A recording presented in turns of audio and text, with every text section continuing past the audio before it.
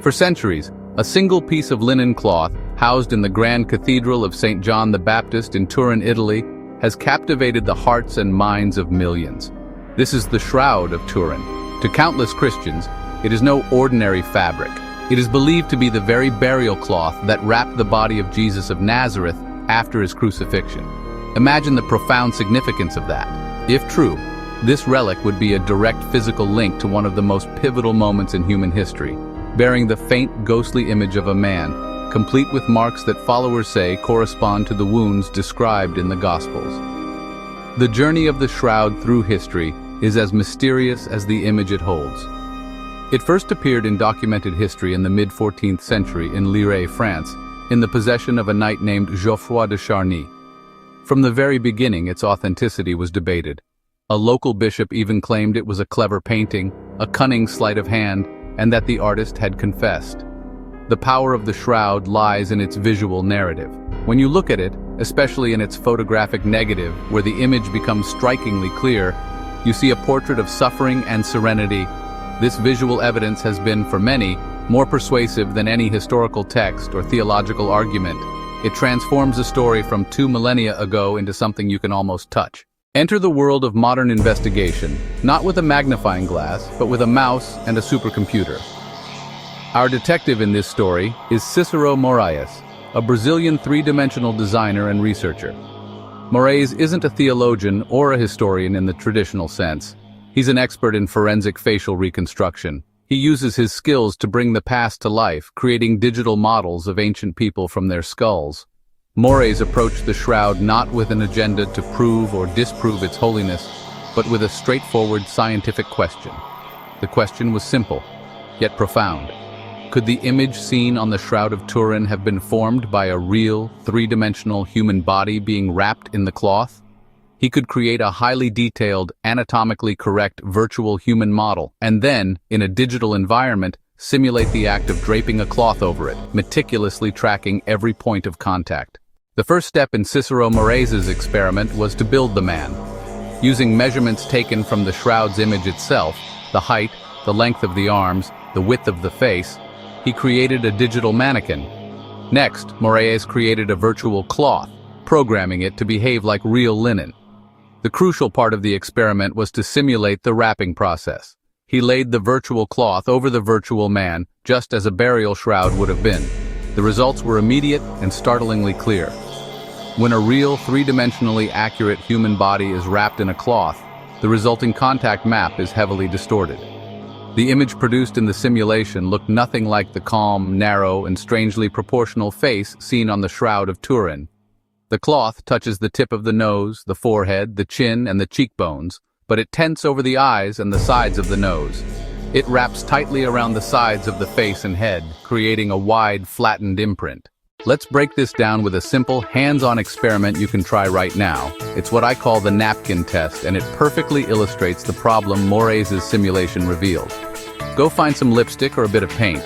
Put it on your face, covering your nose, lips, and chin. Now, take a paper napkin and gently press it flat against your face. Look at the image you created on the napkin. What do you see? You'll probably see a big smudge from your nose, a mark from your lips, and another from your chin.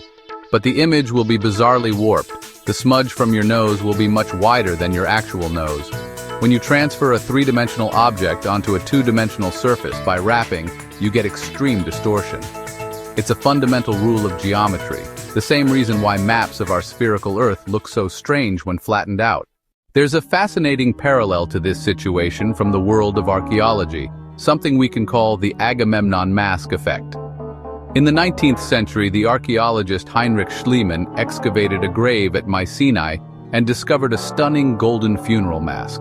The neatly trimmed handlebar mustache, for instance, looks more like something you'd see on a 19th century European gentleman, like Kaiser Wilhelm I of Germany, than on a Bronze Age Greek warrior. The mask of Agamemnon was made to look like a 19th century idea of a hero. And the face on the Shroud of Turin, as Moraes' work suggests, looks suspiciously like a 14th century artistic representation of Jesus. It conforms to the rules of medieval art, not the rules of physics and anatomy.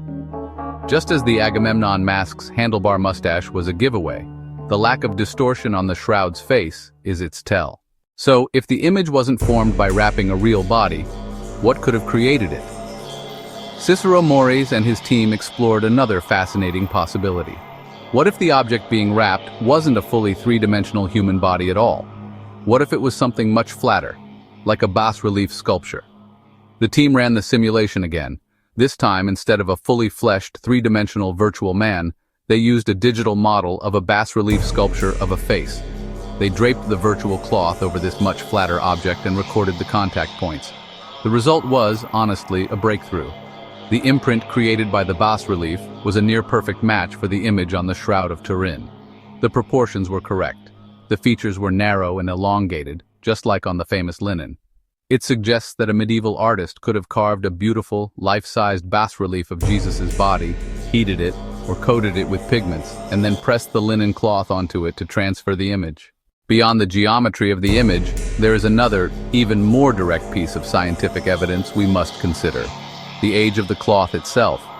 The universe has provided us with a fantastic clock for measuring the age of organic materials. It's called carbon-14 dating.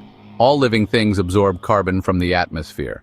A tiny, predictable fraction of that carbon is a radioactive isotope called carbon-14. When the organism dies, it stops absorbing carbon, and the carbon-14 it contains begins to decay at a very precise, known rate. In 1988, the Vatican, the custodian of the Shroud, authorized a long-awaited carbon-14 dating test. To ensure accuracy and eliminate bias, the sample was divided and sent to 3 separate world-renowned laboratories in Oxford, Zurich, and Arizona. The results came back, and they were conclusive and unanimous.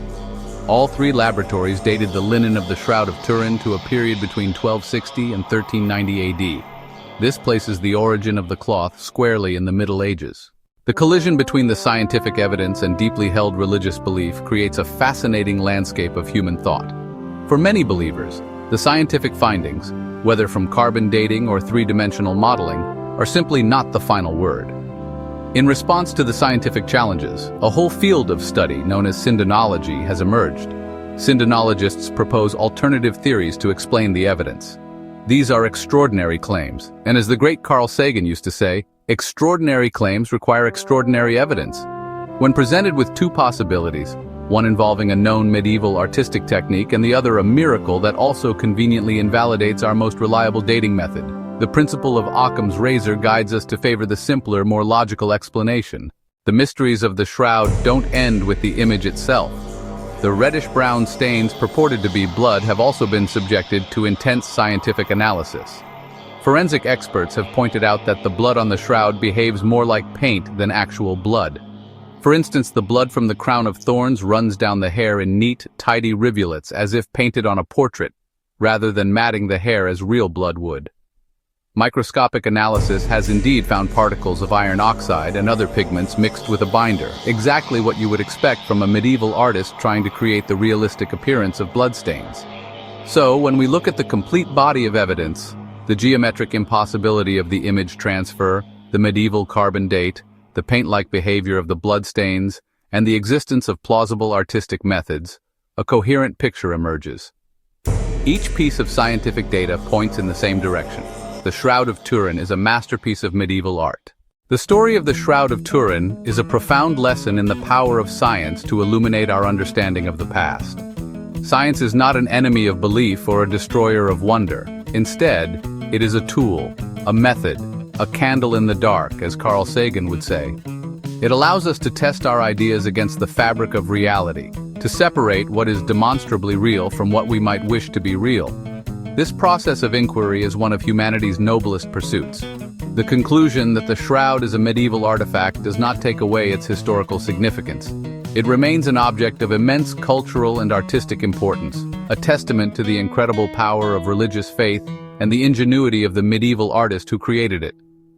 Ultimately, the cosmos is filled with genuine, breathtaking mysteries: the nature of dark matter, the origin of life, the possibility of other worlds.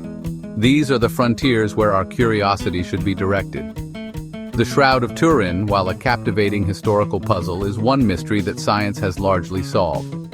It invites us to appreciate it for what it truly is: a powerful work of human creation, a relic of faith, and a beautiful illustration of how the scientific method can peel back the layers of time to reveal a more accurate and no less wondrous version of our own history.